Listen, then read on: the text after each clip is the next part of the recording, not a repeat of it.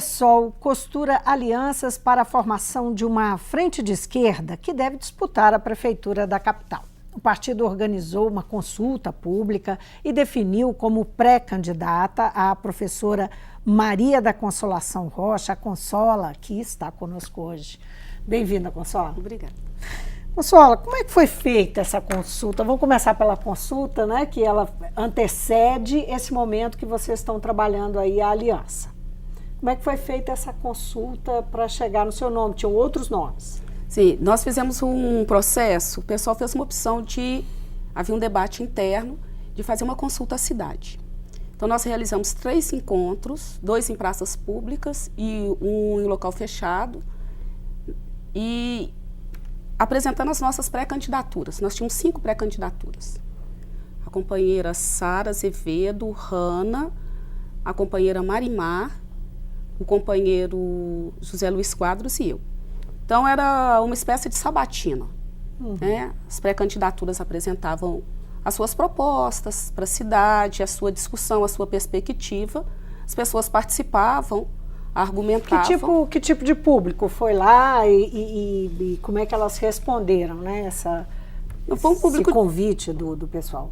Foi um público diverso, né? 2 foram em praças, então as pessoas que estavam na praça, pessoas que participam das lutas sociais na cidade, da região, e pessoas que já votaram no PSOL e queriam participar desse processo.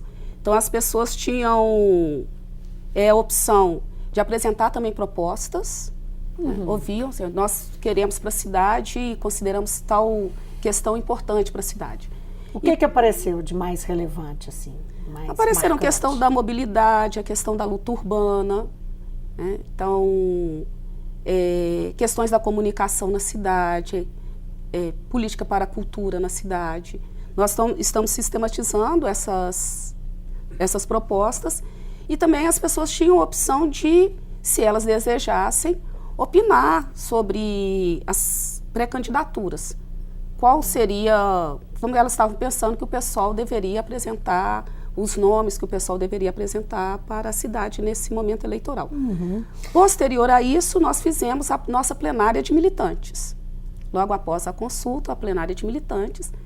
E aí, novamente, as pré-candidaturas se apresentaram e na plenária de militantes, o partido optou, né,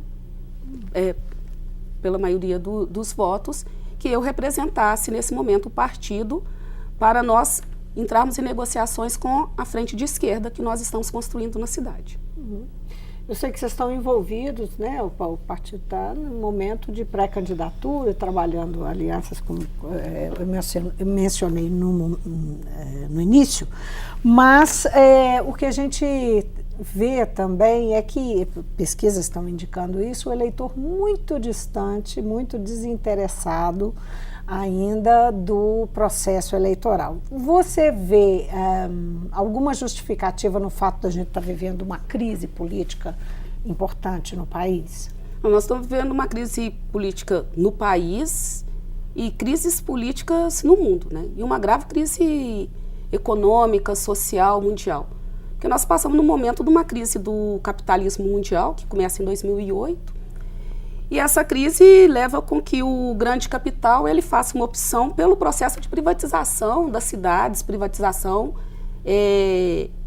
dos bens naturais, né? Privatização da água, né? Privatizar todas as terras no mundo.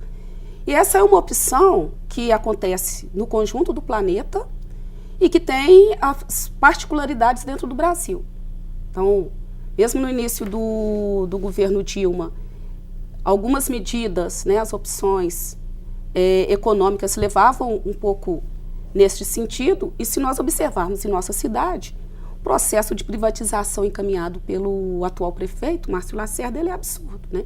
É um processo de privatização das escolas, da saúde pública, dos cemitérios, dos parques. Você acha que o eleitor faz esse link? Ele linka essas preocupações que você está levantando aqui, né, com as escolhas eleitorais dele? Nessa altura do campeonato, porque eu mencionei o desinteresse, né, que pesquisas estão indicando. Você acha que tem esse link? Vamos pensar a questão numa outra perspectiva. Se nós perguntarmos às pessoas que convivem conosco, seja no trabalho, em casa, na escola, se perguntarmos às pessoas o que elas querem para o país. Elas querem um país onde todas as pessoas tenham vida com dignidade, né? Tenham saúde, tenham educação, tenham moradia, tenham um transporte com dignidade, que elas possam circular pela cidade, tenham acesso à cultura, a lazer, a esportes. Então, ela tem um desejo de uma vida que implica fazer uma contraposição à macropolítica econômica que está imposta hoje. O grande capital, né, os capitalistas, os muito ricos, né, porque hoje nós temos uma lista no mundo de quais são as famílias que controlam metade da riqueza. Elas, o que nós queremos cotidianamente para as nossas vidas é uma contraposição ao que eles querem. Por isso, eu gosto muito da insígnia que foi usada no Occupy Wall Street.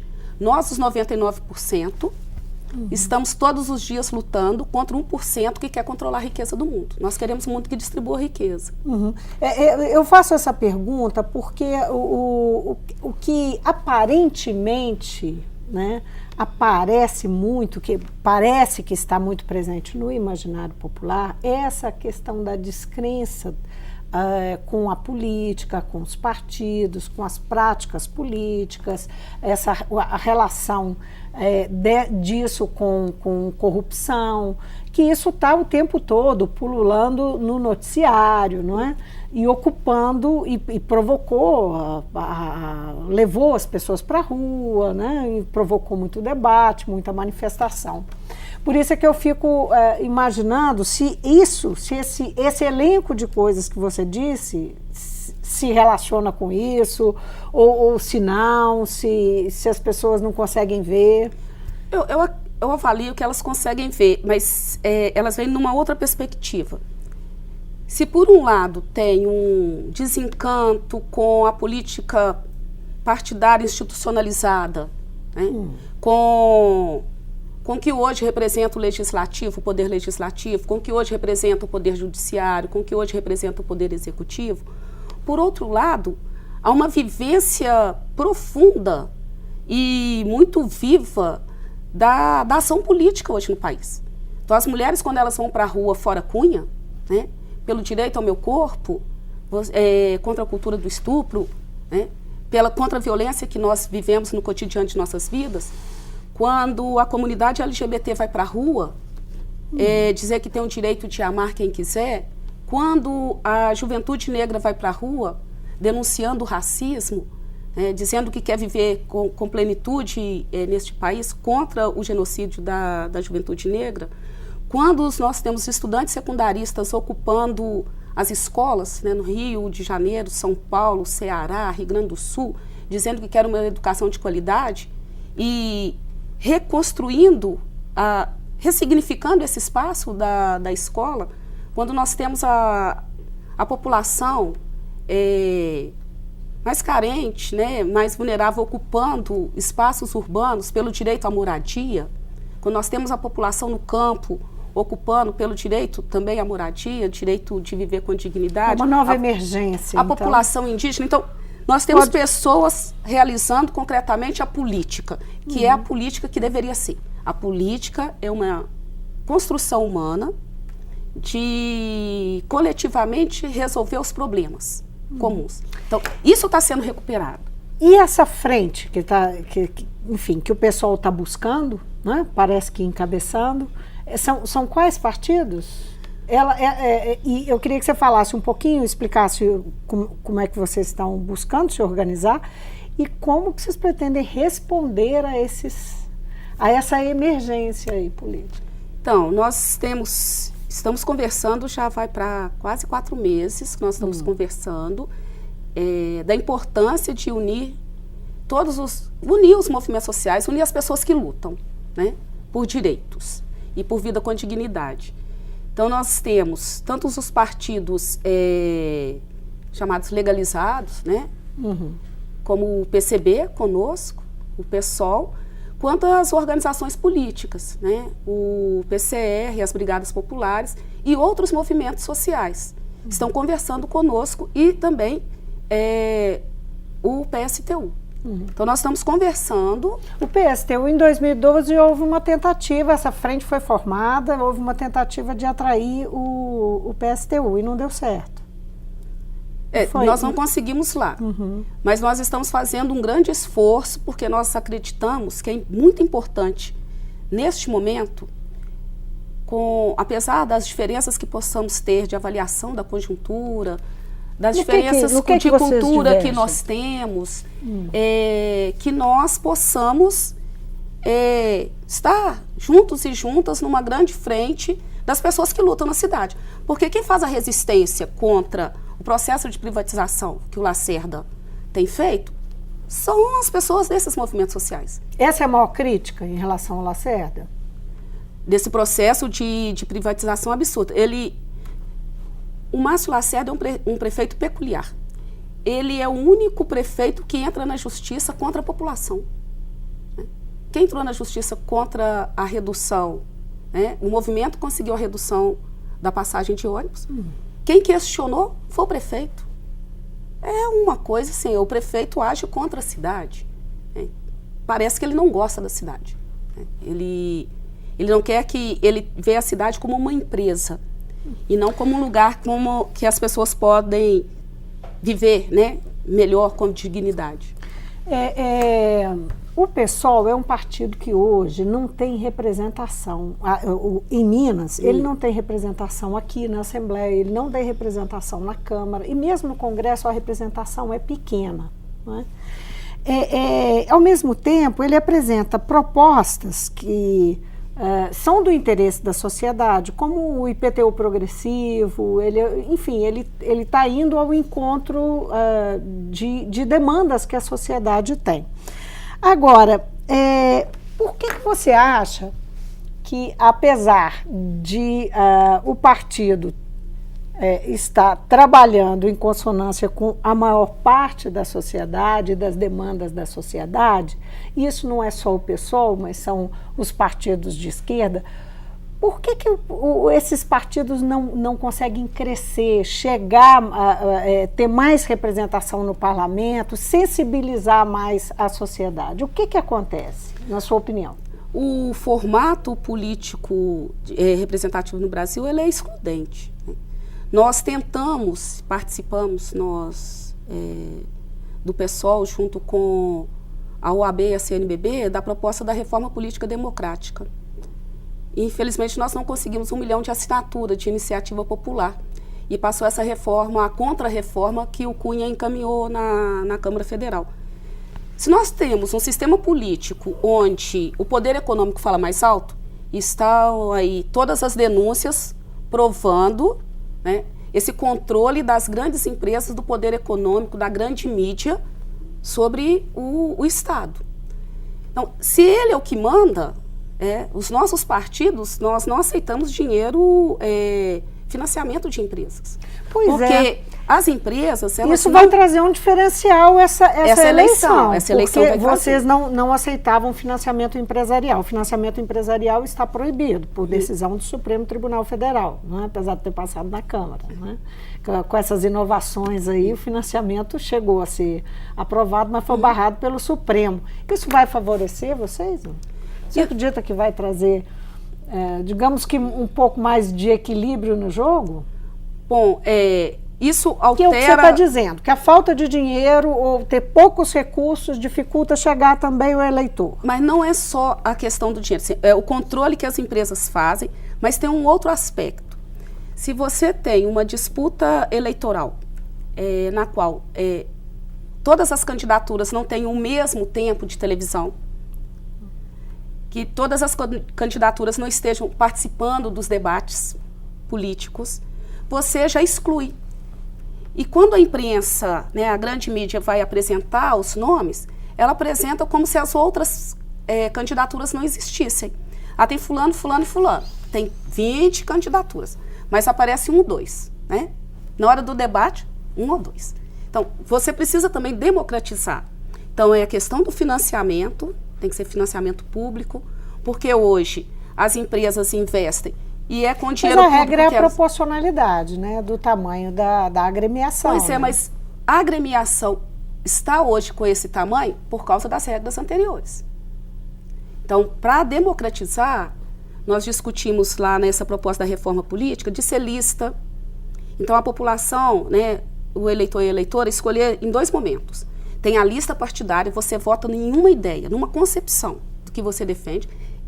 No segundo momento, dentro daquela lista, você votaria nos nomes que iriam representar aquela ideia, e esses nomes teriam que ser paritários, 50% de homens e 50% de mulheres, para garantir o quê? Essa paridade. Nós hoje somos o quê? Maioria da população, maioria dos eleitores no país, e nós estamos subrepresentadas nas câmaras.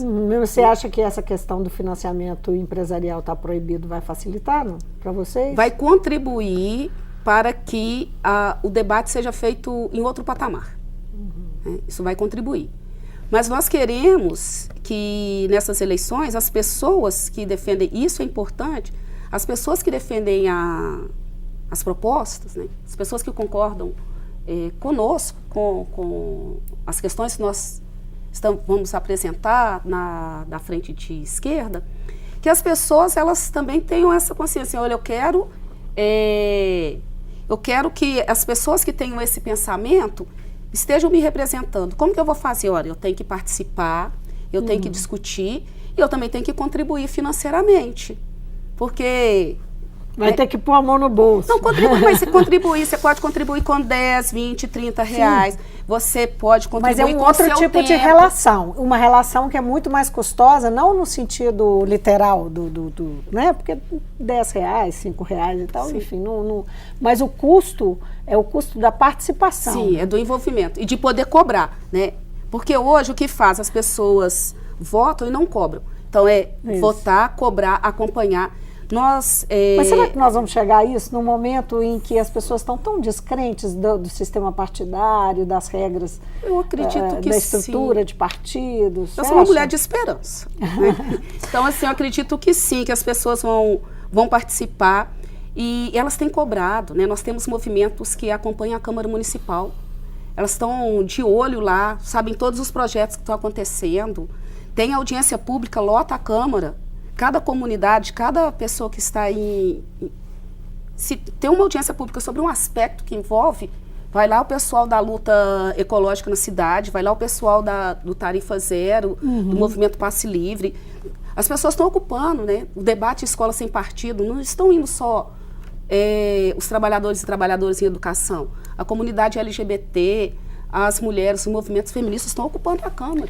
Agora, Consuelo, você acha que nós estamos num ano de uma crise política, né? E em meio ao processo de impeachment, que vai se estender pelo menos até final de agosto e vai para além de meados de agosto. E você acha que isso vai influenciar?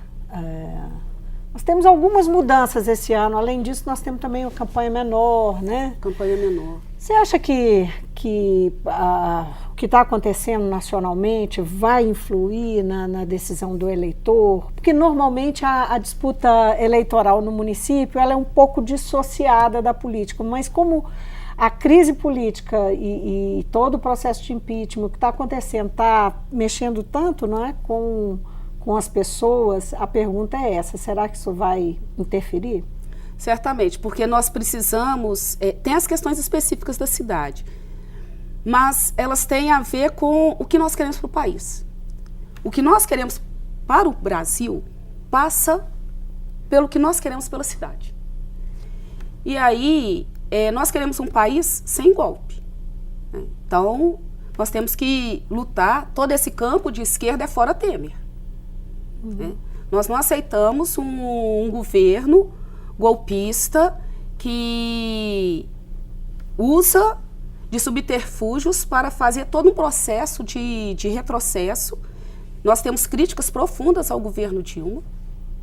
Não há contradição nisso. Não há contradição. De você ter crítica ao governo, de ser oposição ao governo,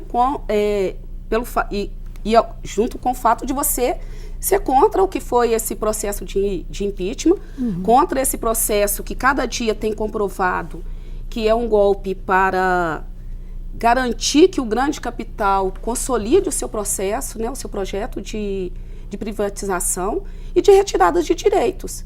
Né? O que esse senhor, né, que está ocupando hoje o cargo no governo, ele está querendo retirar direitos que nós conquistamos lá no início, na década de 40. Então, são coisas graves que estão acontecendo no país.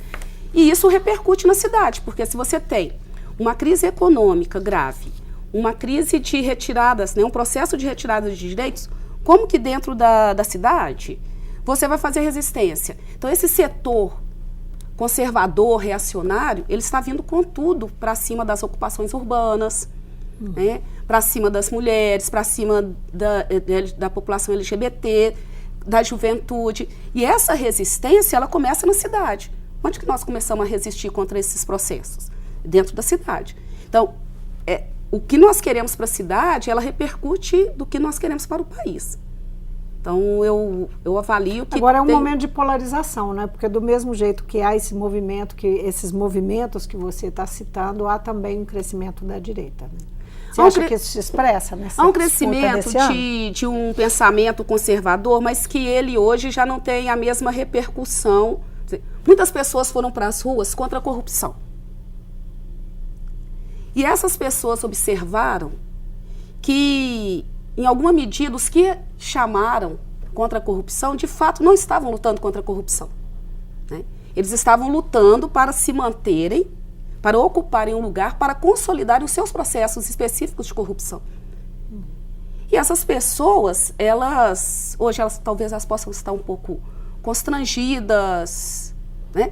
Mas elas foram pessoas que elas acreditavam. Uma parte dessas pessoas não eram pessoas de direita conservadora, estavam lutando por um país sem corrupção. Todos nós queremos que a vida pública ela seja transparente, né? Isso é o correto.